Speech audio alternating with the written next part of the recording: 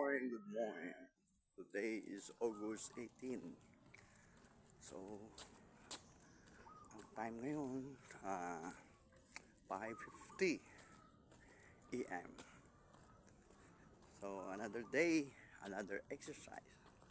God is good all the time. Very, very nice. Basta kasama mo si Lord, kahit saan ka magpunta, kasama mo sa safety ka lagi. Always kita magtawag ko lagi pirmi sa iya kasi siya ang nagabantay sa aton palagi. Napakasarap basta kasama mo si Lord. Amen. God is powerful.